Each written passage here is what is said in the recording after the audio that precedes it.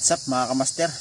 Isang mapagpalang araw po sa ating lahat at welcome back na naman po sa aking YouTube channel at welcome back din po sa panibagong episode. For today's video po mga kamaster ay susubukan kong gumawa ng share ng ating gagawing mechanism, trigger mechanism. Ang gagawin po nating share ay yung with single roller. Bali gagamit lang po tayo ng 8mm na flat bar. Yan, 8mm. Bali ito na rin yung kukunin natin mga kamaster, yan, may drawing na yan. Yan, drawing yan. At saka may butas na rin siya. Bali ang butas pala nito mga kamaster ay 316 na drill bit ang pinambutas natin. At kailangan din natin ng 6mm na ano, or 1/4 na stainless shafting. Yan, ito yung gagawin nating roller. So simple mga kamaster, bago po tayo mag-umpisa, kung bago ka pa lang po sa aking YouTube channel at kung hindi ka pa po nakapag-subscribe, maaari pong makisubscribe na rin po mga kamaster para lagi po kayong updated sa aking mga in-upload na mga bagong video gaya nito. So umpisa na po natin mga kamaster para matapos na tayo. Let's go! Bali dublihin na natin yung pagka-drawing mga master para madali nating masundan.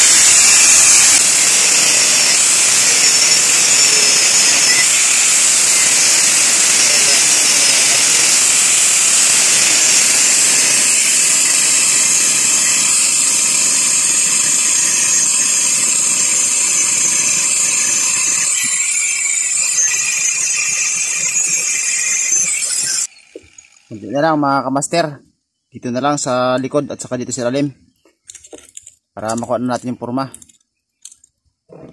para makapaglagay na tayo ng kanyang roller dito.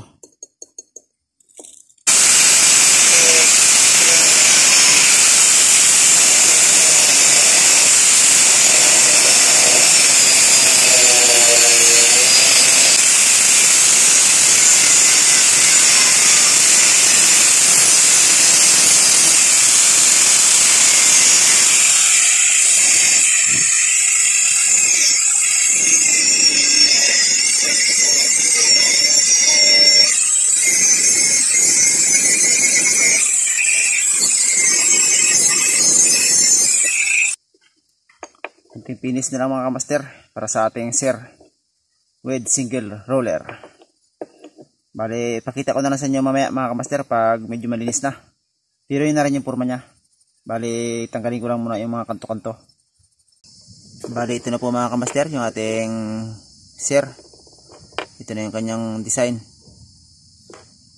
Bali ang susunod naman natin mga kamaster ay susukatan natin siya ng roller dito sa kanyang nguso, sa kanyang harapang dulo. Yan. Bali kalkulay na natin kung gaano kalaki yung magiging roller niya mga master. Yan. Bali pantayin ko lang to sandali mga master, itong part na to papantayin natin bago natin siya isukat dito. Okay mga master.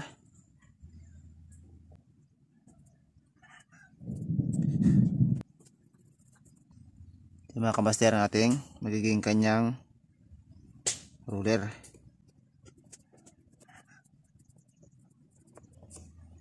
For the first time kong gumawa nito mga kamaster, kailangan successful ang ating pagkayari ito para makuha natin.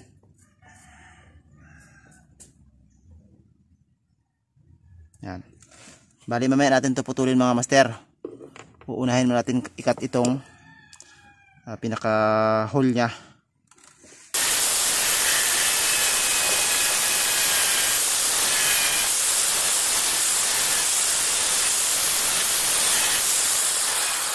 Bali, tatanggalin naman natin tong gitna mga master.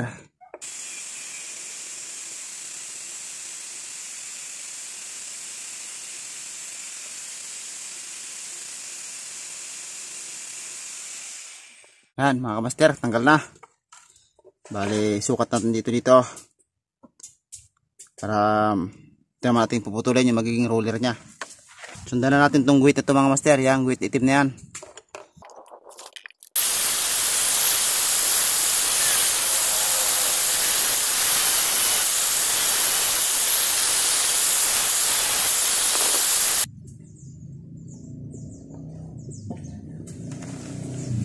Gusto ko rin kasi matistingan mga kamaster kung maganda rin ang ruler. Yan mga kamaster, tara, yung ating gagawin ruler nya. Bali ito mga kamaster, bubutasan pa natin to. Lalagyan natin ng pinaka lock o yung pinaka nakatuhog sa kanya, tagusan, para yung ating ruler ay kapag kinakalabit natin at nagre-release, gumugulong-gulong lang siya ng ganyan doon. Yan mga kamaster, ganoon ang purpose nya. So yun mga kamaster, ito na ating kan. Bali, bago natin siya bawasan dito sa ilalim, magbubutas muna tayo dito. Butasan natin siya ng 1/8 siguro mga master. 1/8 yung kanya magiging pinlock dito, patagos sa kabila. Butasan natin.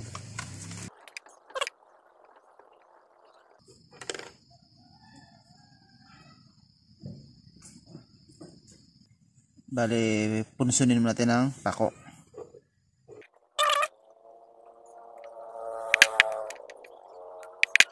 Yan, nipit nyo dito para hindi siya gumalaw. Kapag binari na natin mga master, mahirap din talaga mag-content ng tutorial mga master. Talaga ang tiyaga at lang talaga, tiyaga. Sipag tiyaga na talaga para makabuo.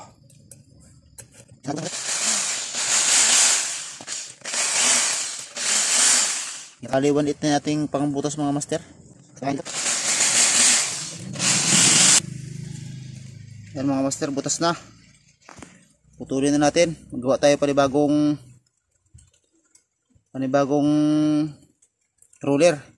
So yun mga master, bali nakagawa na tayo ng bago at nabutasan na natin ng 1/8. Bali itong ating sir ay bubutasan din natin ng big. Bali 1/8 din. Dahil nakabutas ito, mas maliit sa 1/8. Kaya susundan natin siya ng 1/8 para magmatch dito sa butas ng ating roller. Wala mga kamaster, bali na butas na natin.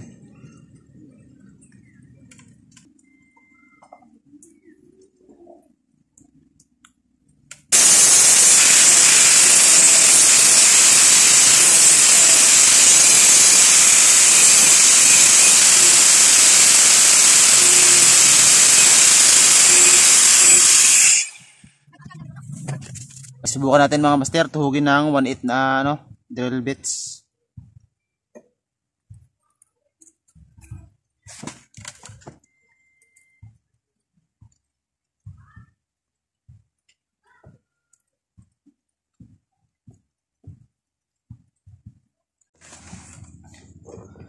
So yun mga master, bali ito na yung ating ruler. Ano?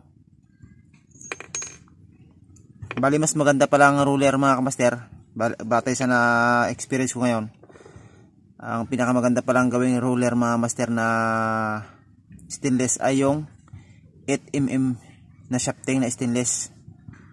Malit para masyado ang 6mm kapag ginawang ruler. Parang medyo ay lubog siya ng konti.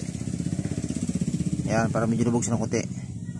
Kailangan kasi mga kamaster ay medyo awas siya ng konti dito yung ruler sa labas at awas dito sa dulo at awas dito sa ibabaw.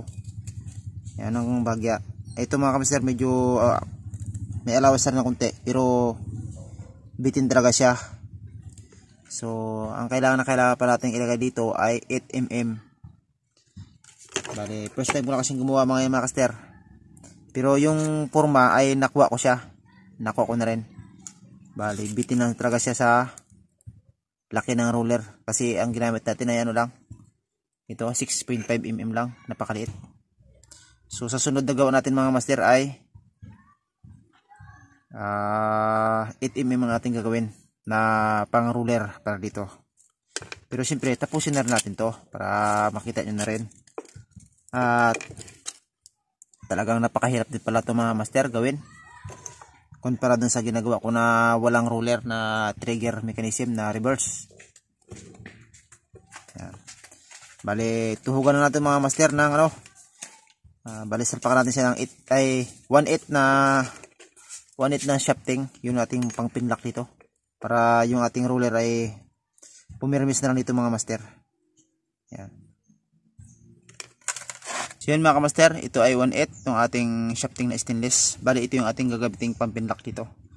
Ikabit lang natin ito mga master. Yan. Tapos ilagay natin itong tuhog. Yan. Yan mga kamaster. Ayan siya. Bali putulin na natin dito mga kamaster sa kabila at i-rematchin na natin. Yan mga kamaster, bali nakaputol na tayo ng ating pampinlock. Siyempre ikabit na natin yan. Ikabit na natin dito. Yan. Tapos sarpak natin tong pinlock. Yan. Bali rematchin natin to mga kamaster, pitpitin natin to.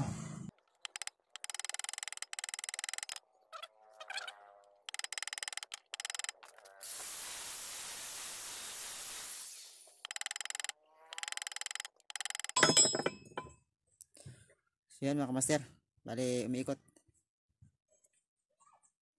Ayan o. Yan, so ganyan siya mga kamaster. Ayan. Bali pakislapin na lang ito mga master. Siguro baka gagawa ako ng ibang design na ano, na magiging libre niya mga master. Bali dito siya gugulong-gulong mga master sa babaw na yan. Yan. For the first time pa lang naman po ako maggumawa nito mga master, pero nakuha ko na yung tamang paggawa. Bale kulang lang talaga tayo sa 8mm na shafting para yun ang gagawin nating mas malaking ruler. Yun talaga ang nababagay dito sa ganito para talagang makomplete natin yung forma nya mga master. Pero ito okay na to mga master, magagamit nyo na itong mga gatong klase para sa mga 14mm na rubber. Yan. Okay mga master, siyempre mga master, para matapos na to, bali ipalapdis natin to para kumislap naman ang bagya.